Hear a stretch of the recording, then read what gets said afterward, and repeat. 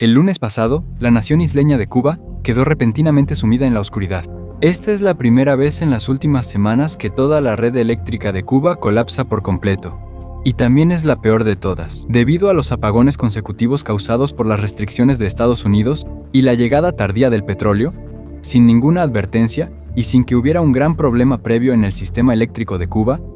Toda la red simplemente colapsó porque no pudo soportarlo. La electricidad no regresó hasta casi 2 días después de que colapsó. Los casi 10 millones de cubanos que dependen de la electricidad se quedaron sin luz, excepto por los generadores y las velas. Unas 10 semanas después de que Estados Unidos impusiera duras restricciones al envío de petróleo desde Venezuela a Cuba, especialmente tras la detención del líder Nicolás Maduro, la crisis llegó a un punto crítico. Las islas no solo se están quedando sin electricidad, sino también sin artículos de primera necesidad, y la ayuda humanitaria llega de manera lenta y escasa. Incluso con el racionamiento más estricto o la limitación del consumo, todo el país está a punto de quedarse completamente sin luz en las próximas semanas. Las protestas y la inestabilidad social están aumentando, y los funcionarios de Cuba están considerando compromisos sin precedentes con Estados Unidos. Mientras los cubanos esperan en la oscuridad, Donald Trump dijo a los periodistas el martes: "Creo que tendré el honor de tomar Cuba. Ya sea que la libere o la tome, creo que puedo hacer lo que quiera aquí". Si Nicolás Maduro de Venezuela está encarcelado en Brooklyn, el ayatolá Ali Jamenei de Irán es ya un recuerdo histórico. Y en Cuba, el presidente Miguel Díaz-Canel parece ser el líder mundial más reciente que se ha encontrado, asimismo en la mira de Donald Trump. Pero antes de que empecemos, si eres nuevo en nuestro canal, suscríbete para que siempre estés al tanto de este tipo de videos. Cuba en crisis. Desde la Bahía de Cochinos, que parecía un juego de alerta roja, hasta la crisis de los misiles en Cuba, desde la caída del apoyo soviético hasta la reimposición de los embargos estadounidenses a finales de la década de 2010, el gobierno comunista de Cuba ha experimentado muchas calamidades. Pero en más de 67 años de gobierno comunista continuo, el país nunca había experimentado un desastre como este. En todo el mundo hoy en día, la situación de Cuba es solo una parte de un cambio de gobierno más amplio y de transformaciones geopolíticas. La isla y su gente son como lo que Robert Penn Warren llamaba una burbuja en la corriente del imperio, pequeña y aparentemente fácil de descartar ante los grandes cambios. El orden mundial construido por Washington después del final de la Guerra Fría parece estar desmoronándose muy rápidamente. Las alianzas se están debilitando y los regímenes se están fragmentando en todo el mundo. Venezuela e Irán se han convertido en el centro de los titulares en los últimos meses, mientras Washington y sus aliados luchan contra Moscú y sus aliados en la gran historia geopolítica que atrae la atención de todo el mundo. Pero por el bien del pueblo en Cuba, no debemos perder la perspectiva. En cualquier época normal, si es que alguna vez hemos vivido algo así, la situación en Cuba hoy sería la historia más importante en las relaciones internacionales de este año. Así que primero pensemos esto más a fondo. Dejemos de lado a Irán, dejemos de lado a Washington y dejemos de lado todo el caos del año 2026 y enfoquémonos en Cuba, el pequeño país isleño en el Caribe, con una población de unos 10 millones, enfrenta casi un bloqueo energético total por parte del país más poderoso del mundo justo en su puerta.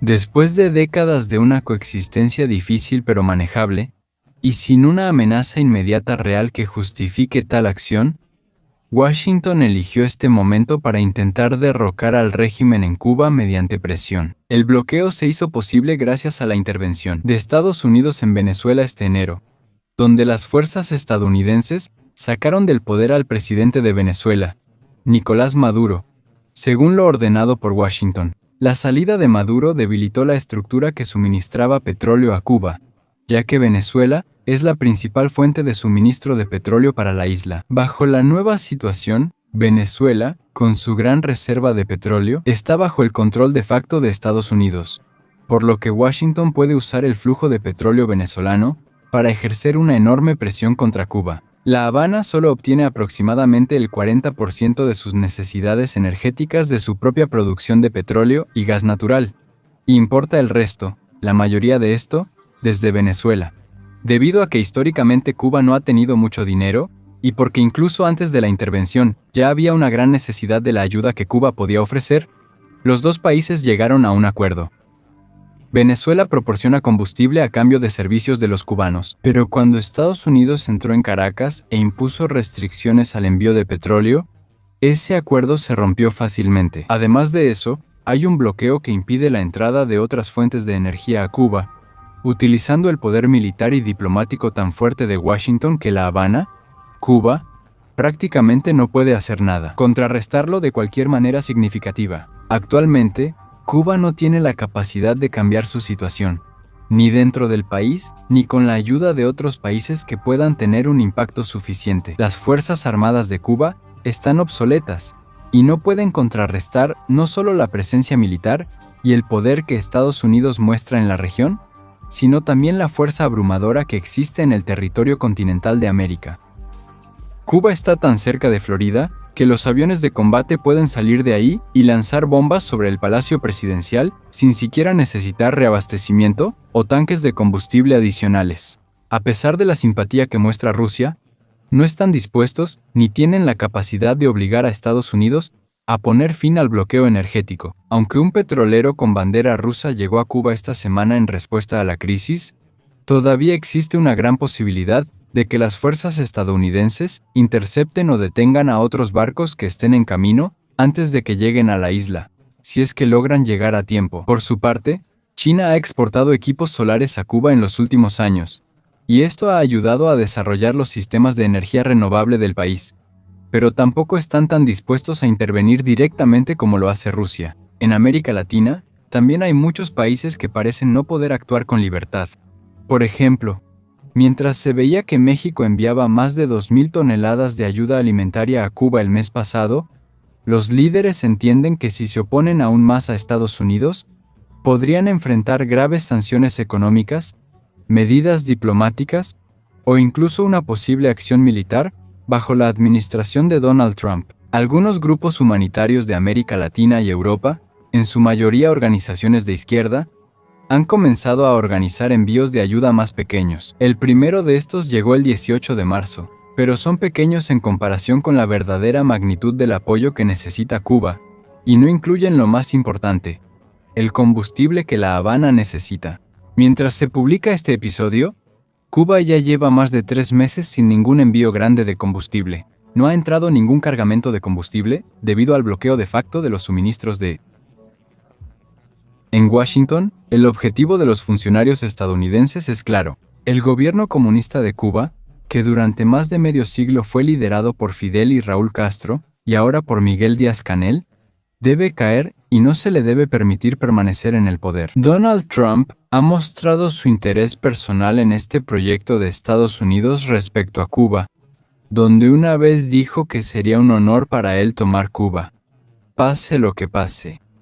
También es claro en los informes que la estrategia de Washington parece intentar imitar la operación en Venezuela, donde aunque el antiguo régimen de Nicolás Maduro permanece en algunos aspectos, ha sido mezclado con fuerzas que siguen más las demandas de Estados Unidos y la estructura de gobierno ha cambiado. Según los informes de los medios estadounidenses, los negociadores de Estados Unidos dijeron que Miguel Díaz-Canel no puede permanecer en el poder, aunque parece que dejan en manos de Cuba la decisión de cómo llevar esto a cabo. Trump, su equipo de negociadores y toda la administración de Estados Unidos están fuertemente influenciados por un grupo cubanoamericano. Dentro del liderazgo de Estados Unidos, el miembro más prominente es el secretario de Estado Marco Rubio. La comunidad cubanoamericana, junto con la gran población de inmigrantes cubanos, ha estado promoviendo durante mucho tiempo una operación de cambio de régimen como esta. Ahora está claro que creen que han encontrado su oportunidad. Si hay alguna salvación para el gobierno cubano en este momento, es la posición de Cuba en la lista de prioridades de Washington. Trump volvió a mencionar la semana pasada: estamos hablando con Cuba, pero vamos a ocuparnos de Irán antes que de Cuba. Está claro que esto no significa que Trump simplemente vaya a ignorar a Cuba. Si analizamos los acontecimientos de las últimas semanas, podemos ver que la presión continúa, pero parece que la atención principal de Estados Unidos está enfocada en otro lugar, lo que en muchas ocasiones abre una oportunidad crítica para La Habana. En otros países que tienen más recursos, los líderes tienen tiempo, aprovechan los acontecimientos actuales en el mundo para su beneficio, o intentan establecer una defensa económica o militar. Pero en Cuba, el país ha estado afectado durante décadas por la pérdida, el deterioro y la escasez. El tiempo está del lado de Washington, no de La Habana. Mientras La Habana espera el movimiento de Washington, sus problemas solo empeoran. Esta semana se alcanzó un punto de quiebre. No es sorprendente para los cubanos ni para los observadores de todo el mundo que la situación en la isla esté empeorando, pero el lunes, todo empeoró aún más cuando de repente todo el país quedó a oscuras. Un apagón extraordinario. No es la primera vez que la red eléctrica cubana colapsa en las últimas semanas, pero este apagón es una señal especialmente mala de los problemas que están por venir. No solo duró 29 horas, sino que también llegó sin ninguna advertencia. Normalmente, hay señales en otras partes del sistema, interrupciones eléctricas localizadas o pequeñas fallas mientras la red intenta mantener el equilibrio. Pero esta vez, no hubo ni una sola. Lo peor es que el apagón llegó mientras Cuba ya estaba bajo un racionamiento nacional. En muchas partes del país, la electricidad solo está disponible alrededor de 4 horas al día. Y hasta los hospitales y otras instalaciones críticas experimentaron una grave escasez. El colapso de la red eléctrica cubana, incluso con estas medidas, es un recordatorio contundente de la magnitud de los desafíos que enfrenta La Habana. Como la mayoría de la infraestructura del país, su red eléctrica está obsoleta, y en otros países, en una situación normal, ya debería haber sido reemplazada o retirada hace mucho tiempo. Por eso, el público siente una presión intensa y expresa sus sentimientos de una manera que La Habana nunca antes había enfrentado. Esto es un gran problema, un aumento y una indicación de que el descontento entre la gente está creciendo. En tiempos mejores para el gobierno cubano, este tipo de acciones probablemente habría provocado una represión severa y posiblemente peligrosa contra los manifestantes, porque el Estado tiene una infraestructura de policía secreta fuerte y profunda, lista para restaurar el control ante cualquier posible levantamiento. Pero esta vez, la respuesta del gobierno fue diferente. Después de que incendiaron la sede, el presidente de Cuba expresó formalmente su simpatía por los manifestantes, y solo advirtió de un castigo severo si las protestas se volvían violentas. Por otro lado, parecía que apoyaba el deseo de la gente de expresar su descontento de manera fuerte y abierta. Si Miguel Díaz-Canel esperaba que su actitud más suave ante la presión de Estados Unidos le ganara simpatía en Washington, su conclusión sería triste. Estaba equivocado en lo que pensaba. Sacarlo del poder sigue siendo una de las máximas prioridades para los negociadores estadounidenses, mientras continúa la campaña de presión contra Cuba. Aunque no aceptó mucho las acciones de Estados Unidos, declaró que el bloqueo petrolero era realmente una guerra económica y prometió una resistencia inexpugnable contra cualquier ataque militar, en caso de que realmente hubiera planes de realizar tal operación. El propio jefe del Comando Sur de Estados Unidos declaró el 18 de marzo que no hay ningún plan activo ni ensayos para una invasión terrestre en Cuba, pero desde la perspectiva de La Habana, esa garantía tiene un valor limitado. Aunque Estados Unidos diga que no planea realizar una invasión directa, Washington tiene varias maneras de intentar sacar a Díaz-Canel del poder, no solo en lo económico y diplomático, sino también en otras opciones de presión militar. Después de la intervención de Estados Unidos en Venezuela, donde Nicolás Maduro fue arrestado junto con muchos guardaespaldas cubanos de élite que murieron en los acontecimientos, es probable que las fuerzas cubanas sepan que les será difícil detener cualquier incursión similar de las unidades de operaciones especiales de Estados Unidos, si llegara a suceder, porque ya se conoce su presencia en el Caribe y son vistas como una de las unidades más poderosas de la región. Además, hay una alta actividad de otras fuerzas de Estados Unidos, como la ayuda que se brinda a Ecuador para una gran ofensiva contra el crimen organizado y el narcotráfico utilizando recursos navales y aéreos de Estados Unidos, lo que demuestra cuán amplio es el alcance militar de Estados Unidos en el hemisferio occidental. Según el informe, Estados Unidos también se está preparando para una posible migración masiva desde Cuba, que se espera sea liderada por el Departamento de Seguridad Nacional y la Guardia Costera de Estados Unidos, en caso de que miles de migrantes intenten escapar al mismo tiempo debido a la crisis cada vez más grave. Mientras tanto, los funcionarios cubanos están tratando de ofrecer compromisos a Estados Unidos, como una relación comercial más fluida con empresas estadounidenses para invertir en la rehabilitación y recuperación de la economía cubana. Sin embargo, Estas propuestas requerirán cambios legales que aún deben ser aprobados por el Congreso de Estados Unidos. Y no es un proceso sencillo. En general, en cualquier conflicto global o tensiones que se experimenten en Medio Oriente, Asia del Sur, África u otros lugares, el liderazgo actual de Estados Unidos es realmente más abierto a hacer negocios y forjar acuerdos con diferentes países, incluso si tienen ideologías o historias distintas, siempre y cuando esto beneficie los intereses de Washington. Cuba también cuenta con minerales importantes como el níquel y el cobalto, que se utilizan en baterías y otras aplicaciones industriales, así como la apertura de relaciones con Estados Unidos. Esto podría crear cadenas de suministro más seguras para estos minerales en caso de que se permita. Por ejemplo, la empresa minera Sherritt International tiene un gran interés en las minas de níquel y cobalto en Cuba, que podrían recibir nuevas oportunidades si hay un cambio en la política del embargo de Estados Unidos. Como parte de los esfuerzos para calmar las tensiones, el gobierno de Cuba anunció la liberación de más de 2.000 presos políticos como un gesto humanitario y soberano, mientras continúan bajo fuerte presión debido a la escasez de petróleo y la crisis energética.